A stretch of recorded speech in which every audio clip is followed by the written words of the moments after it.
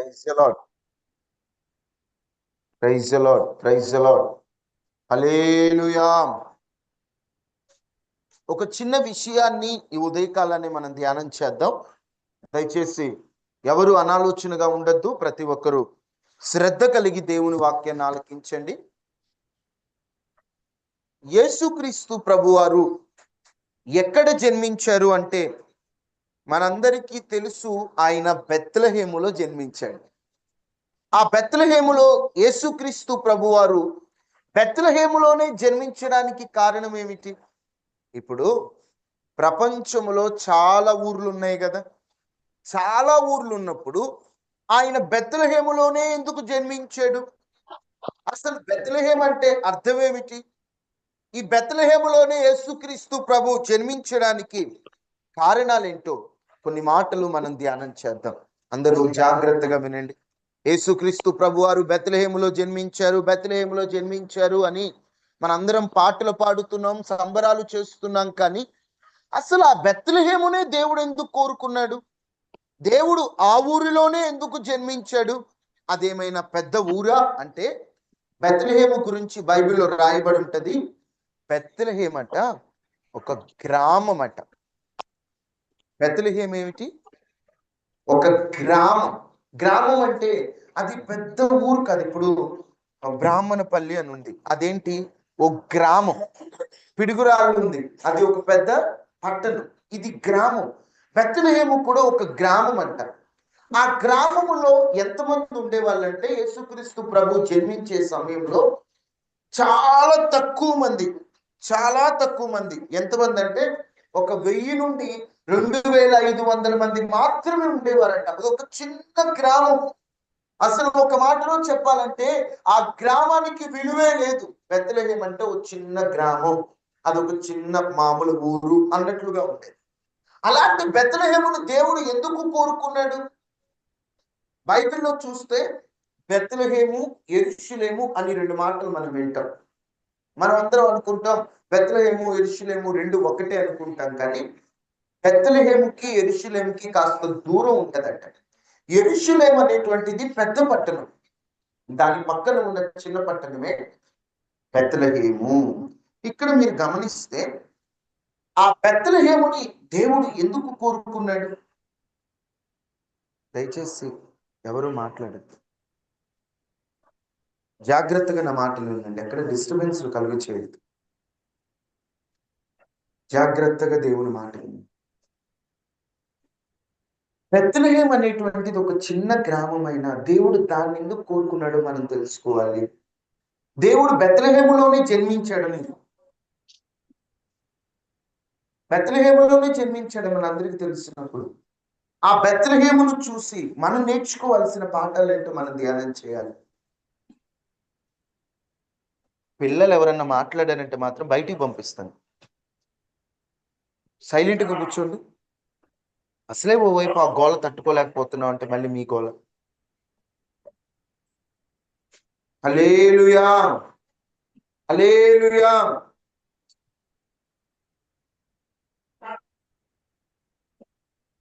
యేసు నామములో ప్రతి డిస్టర్బెన్స్ తొలగిపోవు గాక.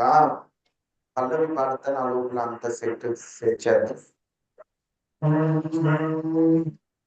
నా యేసురాజు నాకై పుట్టిన రోజు, నా యేసురాజు నాకై పుట్టిన రోజు, క్రిస్మస్ పండుగ గుండె నిండుగా, క్రిస్మస్ పండుగ గుండె నిండుగా, happy happy Christmas, merry merry Christmas, happy happy Christmas, merry merry Christmas. Hallelujah, hallelujah. అందరూ చెప్పాలి హల్లెలూయా. దేవుడు బెత్లెహేమునే కోరుకోవడానికి కారణాలు. 1000 నుండి 2500 మంది మాత్రమే ఉంటారు. ఒక చిన్న పల్లెటూరు, ఏ మాత్రం విలువ లేని పల్లెటూరు. ఆ బెత్లెహేము పక్కనే యెరూషలేము ఉంటే ఆ యెరూషలేమునే బెత్లెహేం అనేటువంటి వారు. ఎలాగంటే ఇప్పుడు ఒక చిన్న పల్లెటూరు అనుకోండి, మీ దేవురు అంటే పక్కనున్న పెద్ద ఊరు చెప్తారు. ఇప్పుడు మీ దేవురమ్మ అని అడిగితే తెలియని వాళ్ళకి ఏం చెప్తారు? పిడుగురాళ్ళ అంటారు. వాస్తవంగా ఉండేది బ్రాహ్మణ పల్లె. ఇప్పుడు ఉదాహరణకి పల్లెటూరుకి అంత విలువ లేదు, అలానే బెత్లెహేముకు విలువ ఉండదు. మీ దేవురు అంటే యెరూషలేము అనేటువంటి వారంట.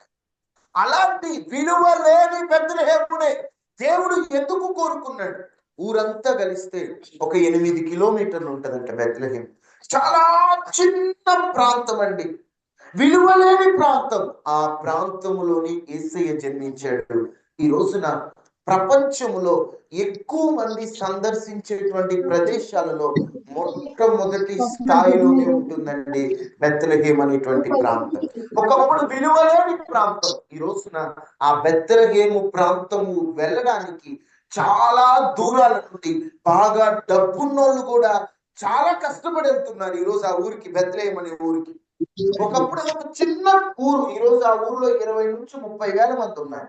ఒకప్పుడు 1500 మంది నుంచి 2000 మంది ఉండేటువంటి వారు. అలాంటి ఆ ప్రాంతాన్ని దేవుడు ఎందుకు కోరుకున్నాడు? బెత్లెహేము అనేటువంటి మాటకి అర్థము రొట్టెల ఇల్లు. బేత్ అంటే ఇల్లు, లెహెం అంటే రొట్టెలు, రొట్టెల ఇల్లు అని అర్థం వస్తుంది. ఈ బెత్లెహేము గురించి దేవుని వాక్యంలో మనం చూస్తే బెత్లెహేముకి కొన్ని పేర్లు ఉన్నాయి. వాటిలో ఎఫ్రాతా అనే ఒక పేరు. ఏ పేరు? ఎఫ్రాతా అన్న బెత్లెహేమే. మొదటిగా బెత్లెహేముని ఎఫ్రాతా అని పిలిచేవారు. తర్వాత దావీదు పురము అని పిలిచేవారు. ఏమనేటువంటి వారు? దావీదు పురము. దావీదు పట్టణము అంటే యెరూషలేము వస్తుంది, దావీదు పురము అంటేనేమో బెత్లెహేము వస్తుంది. ఈ బెత్లెహేము గురించి కొన్ని లోతైనటువంటి విషయాలు ఈ పూట మనం ధ్యానం చేద్దాం. దేవుడు ఎందుకు కోరుకున్నాడు ఆ బెత్లెహేము? బైబిల్లో ఒక మాట చదువుకుందాం. ఆదికాండము 36వ అధ్యాయము 19వ వచనం.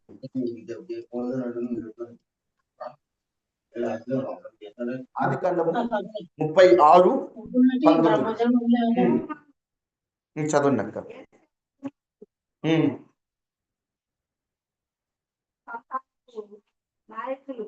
సారీ అక్క, 35:19 చదవండి. ఆదికాండము 35:19. అట్లు రాహేలు మృతి నొంది బెత్లెహేమును ఎఫ్రతా మార్గమున పాతి పెట్టబడింది. అమ్మా, ఇజ్రాయేలు వంశానికి మూల కారకుడైన యాకోబు ఉన్నాడు కదా. ఇజ్రాయేలీయులందరూ యాకోబు నుంచి వచ్చిన వాళ్ళే. ఇజ్రాయేలీయులు అంటే ఆయన పేరు ఇజ్రాయేలు, యాకోబు పేరు. ఆ ఇజ్రాయేలు నుండి వచ్చిన వారే ఇజ్రాయేలు. వాళ్ళందరికీ కూడా ఆత్మీయ తల్లిగా పిలువబడింది రాహేలుని. ఎవరిని? రాహేలుని ఆత్మీయ తల్లిగా భావించేటువంటి వారు ఇజ్రాయేలీయులందరూ కూడా. అటువంటి రాహేలు బేతేలు నుండి ఎఫ్రతా అంటే బెత్లెహేముకు బయలుదేరి వెళ్తున్నారు. వాళ్ళు బయలుదేరి వెళ్తున్నప్పుడు బిడ్డను కనే సమయంలో రాహేలమ్మ చనిపోయింది. రాహేలమ్మ చనిపోవడం ద్వారా వాళ్ళందరికీ వేదన మిగిలింది. అప్పుడు రాహేలమ్మ తీసుకెళ్లి బెత్లెహేములో వాళ్ళు పాతి పెట్టారు. బెత్లెహేములో ఆమెను పాతి పెట్టాక ఇజ్రాయేలీయుల చరిత్రను పరిశీలిస్తే వారికి ఒక సెంటిమెంట్ అంతా. బెత్లెహేం అంటే కన్నీరు, బెత్లెహేం అంటే ఏడుపులు. ఎందుకంటే అక్కడ మా తల్లి రాహేలమ్మ చనిపోయినటువంటి ప్రదేశం. కొన్ని సెంటిమెంట్లు ఉంటాయి కదా కొంతమందికి, డేట్ సెంటిమెంట్లు. అదేదో జరిగిద్దని కాదు, కానీ మన జీవితంలో నష్టపోవటం వల్ల కొంతమందికి పండుగ సెంటిమెంట్లు ఉంటాయి. పండుగ వస్తేనే మాకేదో ఒకటి బాగోదయ్యా, అలాంటి సెంటిమెంట్ ఉండేది ఇశ్రాయేలీయులకు కూడా. రాహేలమ్మని బలి తీసుకున్నటువంటి ప్రాంతం ఈ బెత్లెహేం అని. బెత్లెహేముకు అసలు విలువించే వాళ్ళు కాదు. బెత్లెహేం అంటే కన్నీరు, బెత్లెహేం అంటే దుఃఖం. కానీ అటువంటి బెత్లెహేములో యేసు క్రీస్తు ప్రభు జన్మించిన తర్వాత వారి కన్నీరు త్రోవబడింది, వారి చరిత్ర మారిపోయింది. అప్పటి వరకు బెత్లెహేము చరిత్ర ఒకటైతే యేసు క్రీస్తు ప్రభు బెత్లెహేము ప్రాంతంలో జన్మించాక బెత్లెహేము చరిత్ర మారిపోయింది. అప్పటి వరకు చరిత్ర వేరు, ఆ తరువాత చరిత్ర వేరు. ఈ బెత్లెహేము గురించి చాలా విషయాలు ఉన్నాయి బైబిల్లో, మీరందరూ గమనించండి. Praise the lord, praise the lord.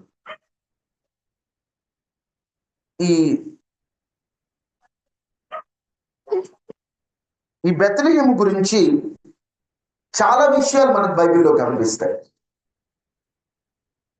Naomi అనేటువంటి ఆమె ఉంటది కదా బైబిల్లో. ఆమె సొంత ప్రాంతము కూడా బెత్లెహేము. ఇప్పుడు నయోమికి ఇద్దరు కుమారులు పుట్టినప్పుడు వారిద్దరిని తీసుకొని ఆమె ఎక్కడికి వెళ్తుంది? మోయాబుకి వెళ్తుంది. మోయాబు నుండి మరలా బెత్లెహేముకు వాళ్ళు వచ్చినట్లుగా, బెత్లెహేములో ఉన్నట్లుగా చూస్తాం. ఆ బెత్లెహేముకు వచ్చాక రూతమ్మ జీవితమే మారిపోయిందండి. వాస్తవంగా చెప్పాలంటే రూతు వాళ్ళ నాన్నగారు విగ్రహారాధన చేసేటువంటి వాడు, పూజా కార్యక్రమాలలో ముందుండేటువంటి వాడు. అలాంటి ఆయన కూతురే రూతమ్మ. వాళ్ళ నాన్నగారి పూజలు, వాళ్ళ నాన్నగారి యొక్క ఒక మాటలో చెప్పాలంటే పూజారి కూతురు ఆమె. అలాంటి కుటుంబం నుండి వచ్చిన ఈమె బెత్లెహేముకు వచ్చాక ఆమె చరిత్ర మారిపోయింది. ఈ బెత్లెహేము వాస్తవంగా అంతకు ముందు కరువు ప్రాంతం. బెత్లెహేములో కరువు వచ్చిందనే కదా ఆమె మోయాబు వెళ్ళింది.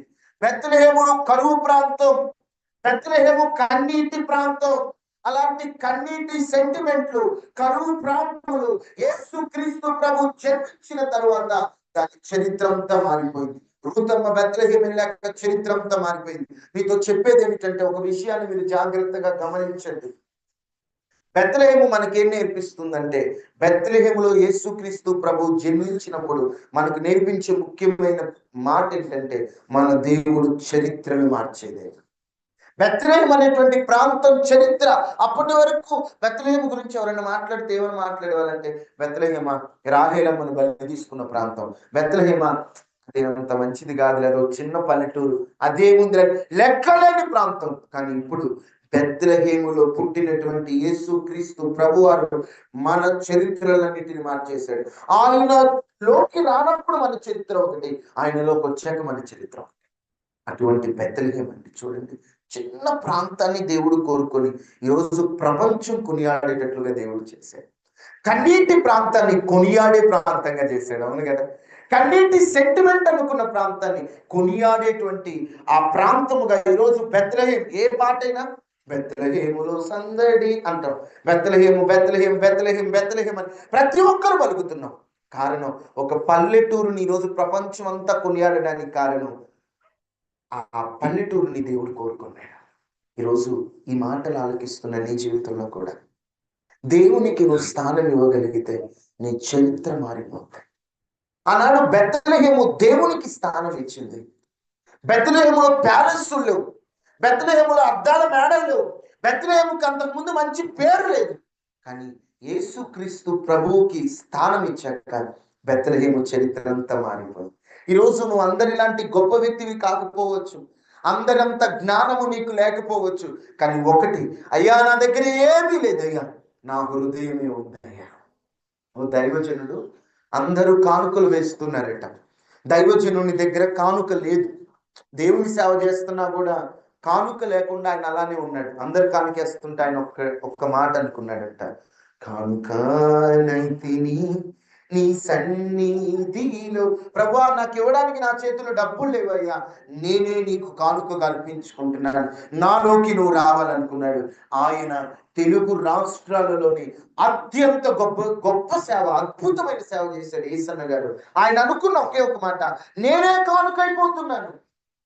తనకున్నది ప్రభుకి ఇచ్చాడు. ఈరోజు దేవుడు అడుగుతున్నది నీ హృదయం అడుగుతున్నాడు. ఆనాడు బెత్లెహేములో యేసుక్రీస్తు ప్రభు జన్మించబట్టి బెత్లెహేము చరిత్ర మారిపోయింది. ఈరోజు నీ హృదయంలో యేసుక్రీస్తు ప్రభు జన్మించాడు. యేసుక్రీస్తు ప్రభు మనలో లేని క్రిస్మస్ ఎందుకు దండగ? ఆయన మనలో లేకుండా ఎన్ని పండుగలు చేసుకున్నా, ఎన్ని ఆరాధనలు చేసినా, ఎంత చర్చికి వెళ్ళినా అది దండగే కదా. మనలో మార్పు రావాలంటే ఆయన మనలో జన్మించాడు. బెత్లెహేము మనకేం నేర్పిస్తుందంటే, ఒకటి, చరిత్రను మార్చే దేవుడు అని నేర్పిస్తుంది. ఏం నేర్పిస్తుంది? చరిత్రను మార్చే దేవుడు. బెత్లెహేము చరిత్ర మారిపోయింది యేసుక్రీస్తు ప్రభు బెత్లెహేములో జన్మించాక. నీవు కూడా యేసుక్రీస్తు ప్రభువుని విశ్వసిస్తే, నమ్ముకుంటే నీ చరిత్ర కూడా మారుతుంది. నీ చరిత్ర కూడా మారుతుంది. అందుకని ఇప్పటికైనా యేసుక్రీస్తు ప్రభువుని అంగీకరించని వారు అంగీకరించి మీ హృదయంలో ఆయనకు స్థానం ఇవ్వండి. రెండో మాటను కూడా మనం ధ్యానం చేసే ప్రయత్నం చేద్దాం. రెండో మాటను ధ్యానం చేసే ప్రయత్నం చేద్దాం. 2 సమూయేలు గ్రంథం 7వ అధ్యాయం 16వ వచనం. దేవుడు బెత్లెహేమునే కోరుకున్నాడు, చిన్న ప్రాంతాన్ని, చిన్న గ్రామాన్ని. ఈరోజు పెద్ద మర్మాలే మనం ధ్యానించట్లేదు, కానీ ఆ బెత్లెహేమునే కోరుకున్నాడా? దానికి విలువ లేదు కదా, దేవుడు ఎందుకు దాన్నే కోరుకున్నాడని ఆలోచన చేద్దాం. 2 సమూయేలు 7:16. నీ నీ మట్టుకు మట్టుకు నీ సంతానము సంతానమును నీ రాజ్యమును ఈ రాజ్యమును నిత్యం నిత్యము స్థిరమగును. నీ సింహాసనము నిత్యము స్థిరపరచబడుననెను. అమ్మ, మీరు జాగ్రత్తగా గమనిస్తే దేవుడు బెత్లెహేమును కోరుకున్నాడు కదా. ఈ బెత్లెహేమును కోరుకోవడానికి ఇంకొక కారణం, ఒకటి దాని చరిత్ర మారుద్దామని దేవుడు కోరుకున్నాడు. దానికి ఉన్న పాత పాపపు చరిత్ర మార్చాలని దేవుడు బెత్లెహేమును కావాలనుకుంటే, దేవుడు దావీదుకు ఒక మాట ఇచ్చాడు. దావీదు, నీ సింహాసనం స్థిరపరుస్తాను. దావీదు, నిన్ను నేను ఆశీర్వదిస్తాను. దావీదు మొద్దు నుండి చిగురు పుట్టబోతుంది. అంటే తనకు మొద్దు నుండి చిగురు పుట్టడం అంటే మొద్దు ఉందండి, పనికిరాని మొద్దు అంటే తెలుసు కదా. మొద్దు నుండి చిగురు వస్తుందా? మొద్దు నుండి చిగురు వచ్చేటువంటి అవకాశం ఉందా? అమ్మ, మీరు చెప్పండి, మొద్దు నుండి చిగురు వచ్చిందా? అలాంటి మొద్దు నుండి కూడా చిగురు తెప్పిస్తాను. దావీదు, నిన్ను మర్చిపోను, నీకు సింహాసనం ఇస్తాను. దావీదు, నిన్ను మర్చిపోను, నిన్ను ఆశీర్వదిస్తాను. దావీదు, నిన్ను మర్చిపోనని దేవుడు ఒక వాగ్దానం చేశాడు దావీదుకి. నీలో నుండే లోకరక్షకుడు వస్తాడు, నీలో నుండే సింహాసనం బయలుదేరుద్దని దేవుడు మాట ఇచ్చాడు. దేవుడు మాట ఇచ్చాడు. దావీదు పుట్టింది బెత్లెహేములో. చూడండి, ఆ మాట కూడా దావీదు, సరే ఇవన్నీ చూడడానికి టైం లేదు, కానీ జాగ్రత్తగా వినండి. 1 సమూయేలు గ్రంథం ఉంటుంది. దావీదు బెత్లెహేముకు చెందినవాడు. ఇప్పుడు దావీదు బెత్లెహేములో జన్మించాడు. ఈ దావీదుకు దేవుడు మాట ఇచ్చాడు, నీలో నుండి నేను వస్తానని. ఆ మాట ఇచ్చినందుకు దేవుడు పనికిరాని బెత్లెహేమును కోరుకొని ఆ పనికిరాని బెత్లెహేములో నుండి లోకరక్షకుడు బయటకు వచ్చాడండి. అర్థమవుతుందా? ఎందుకయ్యా బెత్లెహేమును కోరుకున్నా అంటే, నాకు ఇష్టమైన, నా హృదయానుసారుడైన దావీదు అదే బెత్లెహేములో ఉన్నాడు. ఆయనలో నుండి బయటికి రావాలంటే అదే బెత్లెహేములో పుట్టాలి. అర్థమవుతుంది? ఎక్కడో పుడితే దావీదుకి సంబంధం ఉండదు కదా. దావీదుకు దేవుడు వాగ్దానం చేశాడు, నీ సింహాసనాన్ని స్థిరపరుస్తాను, నీలో నుండి లోకరక్షకుడు వస్తాడని. ఆ మాట, ఆ వాగ్దానాన్ని కొన్ని వందల ఏళ్ళు గడిచిన దేవుడు మర్చిపోలే. దేవుడు మర్చిపోలే. ఇక్కడ బెత్లెహేమును దేవుడు కోరుకున్నాడంటే నీకు గుర్తు రావాల్సింది ఏంటో తెలుసా? దేవుడు దావీదుకి మాట ఇచ్చాడు. మాట ఇచ్చినట్టే దావీదు పురములో దేవుడు జన్మించాడు. నా దేవుడు వాగ్దానం చేస్తే నమ్మదగిన దేవుడు. వాగ్దానం చేశాడంటే ఖచ్చితంగా నెరవేరుస్తాడు. మాట ఇస్తే తప్పుడు నా దేవుడు. మాట ఇస్తే మాట ప్రకారంగా ఉండేటువంటి దేవుడు. మనుషుల మాట మీద నిలబడరండి. మనుషుల మాటలు పరిస్థితులు బట్టి మారిపోతాయండి, కానీ నా దేవుని మాట మారదు. నా దేవుని మాట మారకుండా, ఎందుకంటే ఆయన మాట ఇస్తే. దావీదుకి ఎప్పుడో మాట ఇచ్చాడు, కొన్ని వందల సంవత్సరాల గ్యాప్ ఉంది మధ్యలో, కానీ వాగ్దానాన్ని నెరవేర్చాడు. ఒకవేళ పరలోకంలో దావీదు పరదేశిలో ఉంటే ఎంత ఆనందపడ్డాడు. అయ్యా, నాకు ఇచ్చిన ఒక్క మాట కోసం చిన్న పల్లెటూరిని నువ్వు కోరుకున్నావయ్యా. నాలో జన్మించుటకు పనికిరాని ఈ పట్టణాన్ని నువ్వు కోరుకు. ఈ పల్లెటూరు, అది పట్టణం కూడా కాదు, ఈ రోజు పట్టణం అయింది. ఒకప్పుడు ఒక చిన్న పల్లెటూరు, రొట్టెల ఇల్లు అని అర్థం ఇచ్చే బెత్లెహేము నువ్వు కోరుకున్నావయ్యా నాకు ఇచ్చిన మాట కోసమని. ఎంత సంతోషపడేవాడో తెలుసు. మాట ఇచ్చాడు దేవుడు. ఒక మాట ఇచ్చిన, ఒక వాగ్దానం చేసిన, ఒక ప్రవచనం నెరవేరిన, అది దేవుడు చెప్పాడంటే అది జరుగుతుంది. మీకా గ్రంథంలో దేవుడు ఎప్పుడో చెప్పాడు. ఒకసారి చూడండి, మీకా గ్రంథం 5వ అధ్యాయం 2వ వచనం. మీకా 5:2.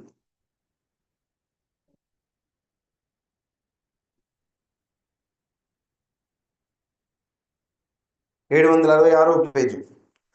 బెత్లెహేము ఎఫ్రతా యూదావారి కుటుంబములలో స్వల్ప గ్రామమైనను. అది ఏ గ్రామం అట? స్వల్ప అంటే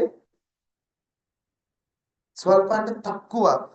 యూదయ, బెత్లెహేమా, ఎఫ్రతా, నీవు స్వల్ప గ్రామమైనను, చిన్న గ్రామమైనను, నా కొరకు ఇజ్రాయేలీయులను ఏలబోవువాడు నీలో నుండి వచ్చును. పురాతన కాలం మొదలుకొని శాశ్వత కాలము ఆయన ప్రత్యక్షమగుచుండెను. ఇదిగో స్వల్ప గ్రామమైన బెత్లెహేమా, నీలో నుండి లోకరక్షకుడు రాబోతున్నాడు, ఇజ్రాయేలీయుల్ని ఏలేవాడు రాబోతున్నాడు, ఆయన శాశ్వత కాలం ఉండబోతున్నాడు. నిజమే కదా, అదే కదా జరిగింది. బెత్లెహేములో దేవుడు కోరుకున్నాడు. ఆనాడు ప్రవచనం చూపించాడు, ప్రవచనంలో మార్పు జరిగిందా? వాగ్దానం ఇచ్చాడు, వాగ్దానంలో మార్పు జరిగిందా? నా దేవుడు మాట ఇచ్చినప్పుడు ఆ మాట తప్పుడు అనడానికి బెత్లెహేము. ఎప్పుడైనా క్రిస్మస్ అని అనుకున్నప్పుడు బెత్లెహేము మీకు గుర్తొచ్చిందంటే మీకు వెంటనే గుర్తు రావాల్సింది ఏంటో తెలుసా? నా దేవుడు మాట తప్పడు. నా దేవుడు వాగ్దానం ఇచ్చినప్పుడు వాగ్దానాన్ని తప్పడు. ఈరోజు దేవుడు మీకు ఎన్నో వాగ్దానాలు ఇచ్చాడు కదా 2025 సంవత్సరం. నువ్వు ఈ డిసెంబర్ నెల 8వ తారీఖు వచ్చేసరికి ఆ వాగ్దానాన్ని మర్చిపోయావేమో, కానీ నా దేవుడు నీకు ఇచ్చినటువంటి వాగ్దానాన్ని ఆయన మర్చిపోడు. ఆయన మర్చిపోడు అనడానికి బెత్లెహేమే. దేవుడు మర్చిపోలేదు బెత్లెహేము. ఆ బెత్లెహేమును దేవుడు కోరుకున్నాడు. తర్వాత దేవుడు బెత్లెహేముని కోరుకోవడానికి ఇంకో కారణం ఏంటంటే, మొత్తం 3 కారణాలు చెప్దాం అనుకున్నాను. ఒకటి, బెత్లెహేము చరిత్ర మారుద్దామని దేవుడు బెత్లెహేమును కోరుకున్నాడు. అప్పటి వరకు దాని చరిత్ర కన్నీరు, ఎందుకంటే రాహేలమ్మ అక్కడే చచ్చిపోయింది, సెంటిమెంట్లు. ఆ చరిత్ర మారుద్దామని దేవుడు బెత్లెహేమును కోరుకున్నాడు. తర్వాత దేవుడు 2 బెత్లెహేమును ఎందుకు కోరుకున్నాడంటే, బెత్లెహేములో పుడతానని చెప్పి దేవుడు ప్రవచనాలు ఇచ్చాడు, దావీదుకు వాగ్దానం చేశాడు. అందుకని దేవుడు బెత్లెహేమును కోరుకున్నాడు. 3, దేవుడు బెత్లెహేమును కోరుకోవడానికి కారణం ఏంటంటే, ఇప్పుడు మన ప్రపంచం అంతటిలో మధ్యలో ఉన్నటువంటి ఊరు ఏదైనా ఉందంటే, సెంట్రాయిడ్ అంటారు ఇంగ్లీష్ లో, అంటే మధ్యలో ఉన్నది ఏదైనా ఉందంటే అది బెత్లెహేమే. అంటే ఇప్పుడు అందరికి అందుబాటులో ఉండాలంటే మధ్యలోనే ఉండాలి. అవునా? అటు వెళ్ళామనుకోండి ఇటోళ్ళకు దూరం అవుతుంది, ఇటు వెళ్ళామనుకోండి అటోళ్ళకు దూరం అవుతుంది. ఇప్పుడు అందరికీ సమీపంగా ఉండాలంటే మధ్యలో ఉండాలి. అలాగనే ప్రపంచానికి మధ్యలో ఉందండి బెత్లెహేము. ఇంకా చూస్తే కొన్ని ఖండాలు ఉంటాయి, ఆసియా ఖండం, యూరోప్ ఖండం, ఆఫ్రికా ఖండం. ఈ ఖండాలన్నిటికీ మధ్యలో ఉంటుంది బెత్లెహేము. అంటే అందరూ రావడానికి అనుకూలంగా. మామూలుగా బెత్లెహేము చుట్టూ ఎవరు ఉండేవారో తెలుసా? అన్యులు ఉండేవాళ్ళంట. ఆ మాట వాక్యంలోనే ఉంటది, యెహెజ్కేలు గ్రంథం 5:5లో. ఈ బెత్లెహేము చుట్టూ అన్యులు ఉండేటువంటి వారు. నా దేవుడు కులానికో మతానికో రంగుకో కాదు, కానీ అందరికి అందుబాటులో ఉంటాలని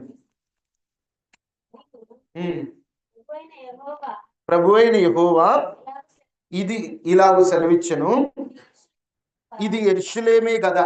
ఈ యెరూషలేం అనేటువంటి మాటలో ఇంగ్లీష్ లో బెత్లెహేమ్ అని రాయబడింది. ఎందుకంటే మీకు చెప్పాను కదా ఇందాక, కొన్ని సందర్భాల్లో బెత్లెహేమును పిలిచేటప్పుడు అది పల్లెటూరు కాబట్టి పక్కన ఉన్న సిటీ పేరు పిలుస్తారు. ఇది యెరూషలేం కదా,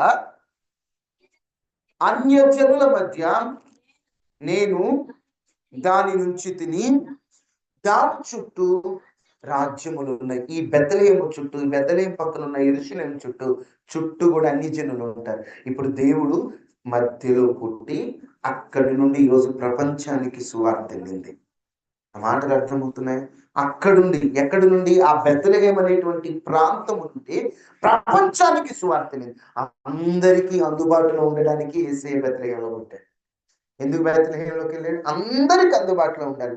ఆయన ఒక కులానికి అందుబాటులో ఉందాం అనుకోలే, ఒక మతానికి అందుబాటులో ఉందాం అనుకోలే, ఒక జాతికి అందుబాటులో ఉందాం అనుకోలే. ప్రతి ఒక్కరు ఎవరు ప్రార్థన చేస్తే వారికి అందుబాటులో ఉండాలి.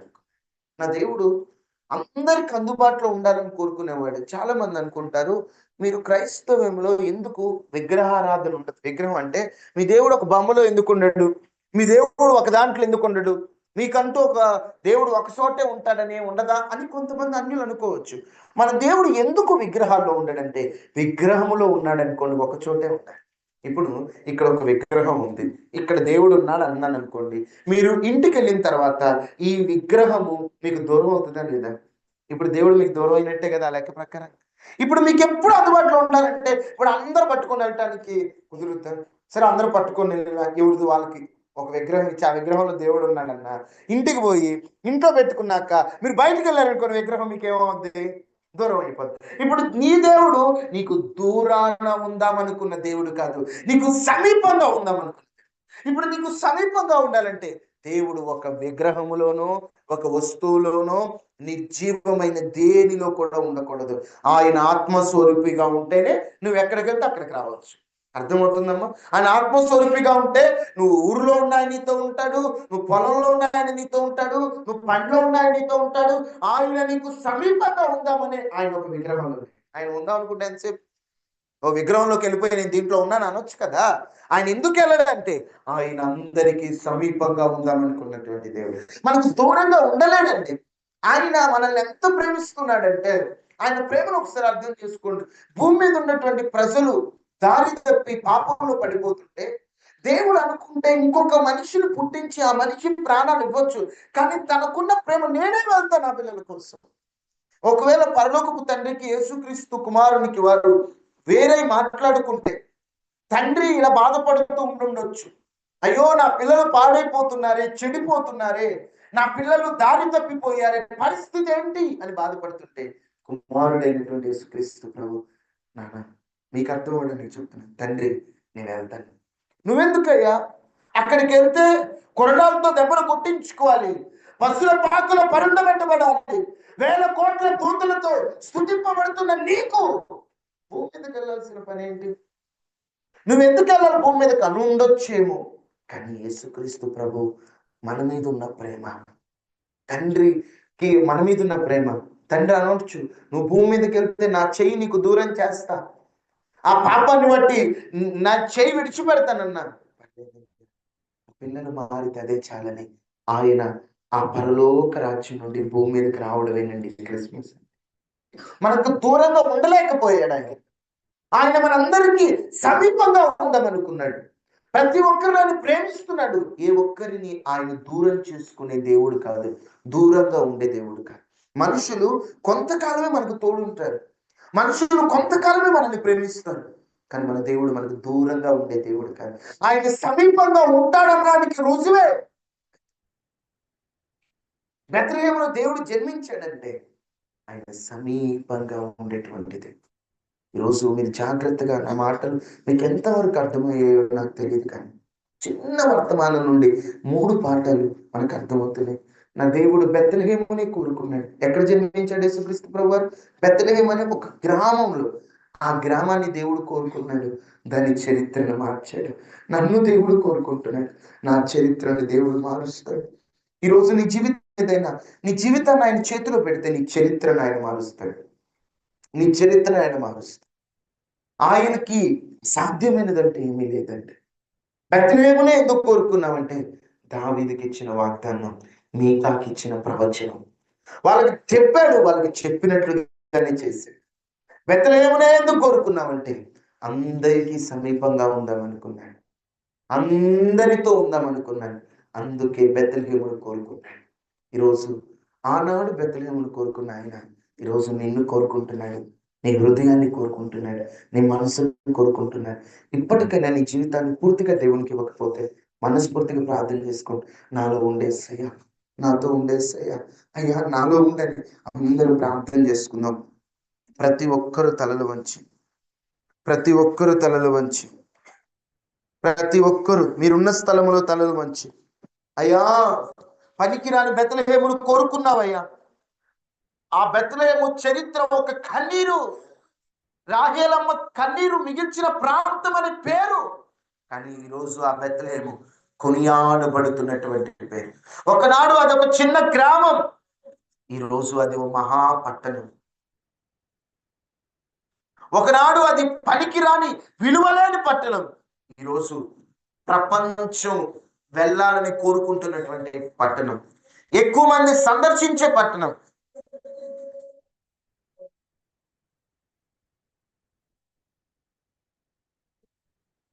ఆ బెత్లెహేము అనేటువంటి ప్రాంతంలో ఎవరు నివాసం ఉండక పక్క ప్రాంతాలకు వెళ్ళేటువంటి వారు. అందుకే జనాభా లెక్కల కోసం బెత్లెహేముకి వెళ్లాల్సి వచ్చింది యోసేపు మరియ.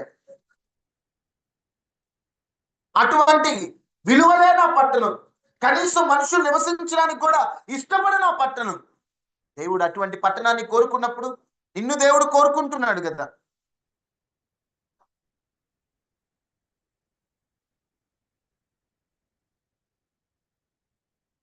దేవుడు నిన్ను కోరుకుంటున్నాడు. ఒకసారి ఆలోచించుకో. అయ్యా నువ్వు ఇన్నాళ్ళు బెత్లెహేములో జన్మించావని నాకు తెలుసు, కానీ అదొక కన్నీటి సెంటిమెంట్ అని నాకు ఇన్నాళ్ళు తెలియదు. దాని చరిత్ర మార్చింది దేవుడు. నాకు చరిత్ర మారుస్తావయ్యా, నా జీవితాన్ని మారుస్తావయ్యా.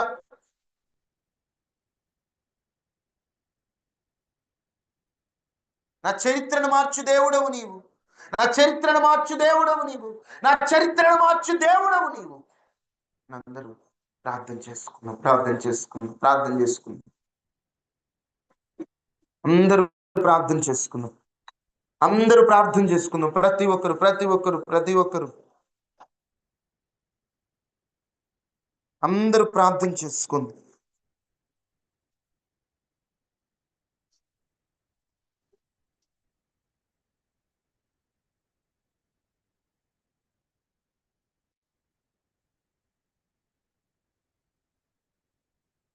అందరూ ప్రార్థన చేసుకుందాం.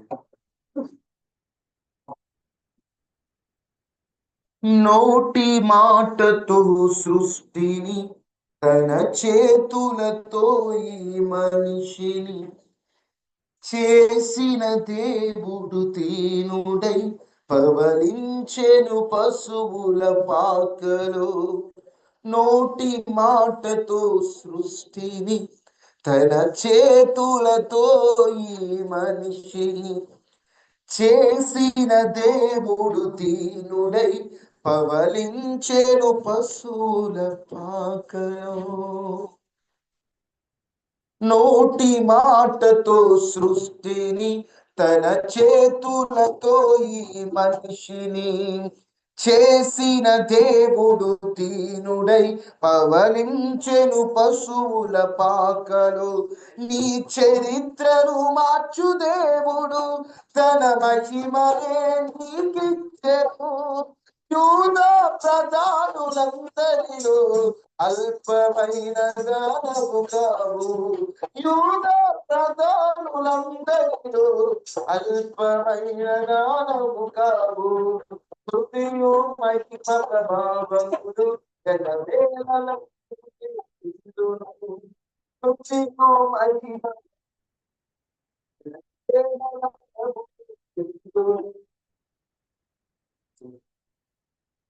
నీ చరిత్రను మార్చు దేవుడు తన మహిమనే నీకిచ్చెను. యూదా ప్రధానులందరిలో అల్పమైన దానవు కావు. మహాపరిశుద్ధుడు, మహోన్నతుడు అయిన దేవ, కృపా సత్య సంపన్నుడానికి వందనాలు. మా చరిత్రలు మార్చే దేవుడు, వాగ్దానం తప్పని దేవుడు, అందరికి అందుబాటులో ఉండే దేవుడు, అన్యులకైనా క్రైస్తవులకు అందరికీ సమీపంగా ఉండేటువంటి దేవుడు, పక్షపాతి కాని దేవుడు అయ్యా. అయ్యా, ఈ రోజున ఉదయాన్నే నీ పాదాల యుద్ధకు వచ్చాం. మెత్తబడిన వాక్యాన్ని నీరు కట్టి ఫలింపచే. ఎవరైతే ప్రార్థనలో ప్రత్యక్షంగా పరోక్షంగా ఆన్లైన్ ద్వారా ఆఫ్లైన్ ద్వారా పాల్గొన్నారు, వారందరికీ జ్ఞాపకం చేసుకో. వారి ప్రయాణాలు క్షేమాన్ని ఇవ్వండి. ప్రతి ఇంటి చుట్టూ కంచు వేయండి. ప్రతి వైరస్ నుంచి విడుదల ఇవ్వండి. ఎటువంటి ప్రమాదములు దరిచేరకుండా కాపాడమని. ప్రతి ఇంట్లో సంతోషాన్ని ఇవ్వండి, క్షేమాన్ని ఇవ్వండి, ఆనందమునివ్వండి. మీరు కృప చూపించమని ఈరోజు ఈ ఉదయకాల ప్రార్థనలో పాల్గొన్న వారందరూ మీరు దీవించి ఆశీర్వదించి ప్రతి ఒక్కరికి అవసరాలన్నీ తీర్చి వారి ఇబ్బందులన్నీ తొలగించి ప్రతి ఒక్కరు మీరు జ్ఞాపకం చేసుకోమని యేసు శక్తి కలిగిన నామములో అడిగి వేడుకొని ఉన్నాము తండ్రి. మా అందరూ ఒక నిమిషం లైన్లో ఉండండి.